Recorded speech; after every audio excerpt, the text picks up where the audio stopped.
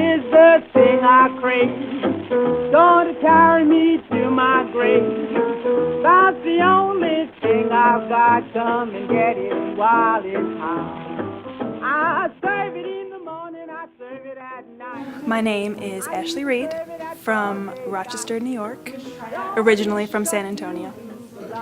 In June, I will have been in Atlanta for 2 years. I love the city. From a very small town. I say Rochester, but I'm from suburbs of Rochester. Dancing since I was 2 or 3. I was one of the ones where I was pushed right into it, where you don't really learn anything. It's more like just dressing up in a costume and getting on stage and smiling. But I loved it.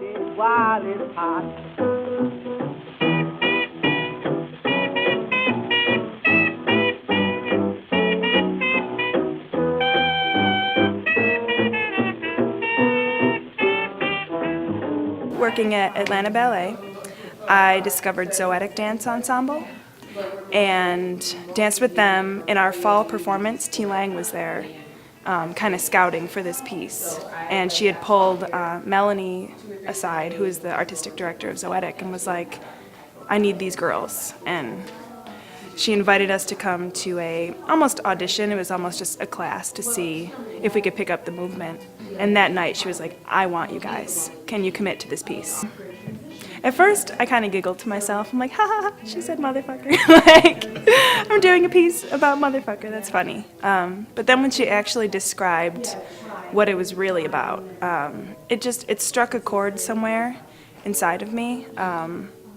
Something that I really wanted to be a part of.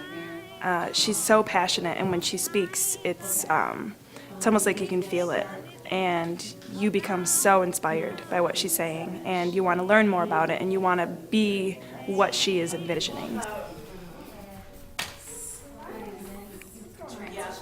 I'm sure every female has had some sort of experience where they have felt like they were being objectified. I feel that on a daily basis.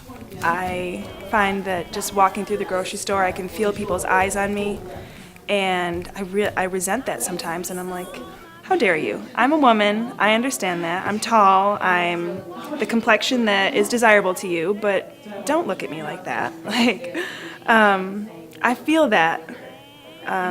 So when we talk about it, like when we're standing there and we're looking all around because we're seeing these people watching you, that's really translated into my life every day when you feel that, and you hate to say helpless, but these guys are so aggressive and so confident in what they're saying, and you're just supposed to be flattered by it, and you're just like, really? And I mean, now in the time we are today, I can stick up for myself, but back then they didn't have a choice. They had to just take it. So my family was down a few weeks ago, my grandma, my aunt, and my mom, and I invited them to come in and see the rehearsal.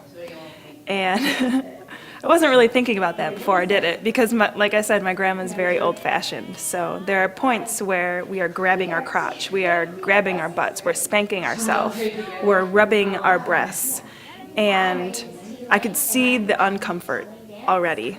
And I mean, that's my own family. They've seen me since I was a little girl. Like, they've seen me.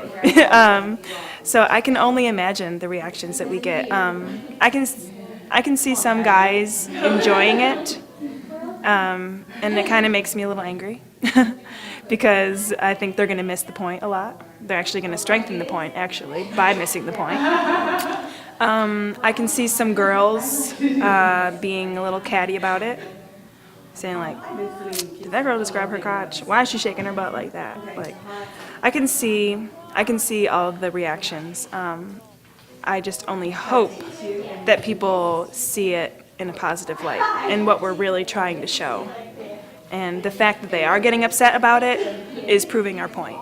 So it's almost like therapy to act it out in this way in the dance. It's a way to deal with it.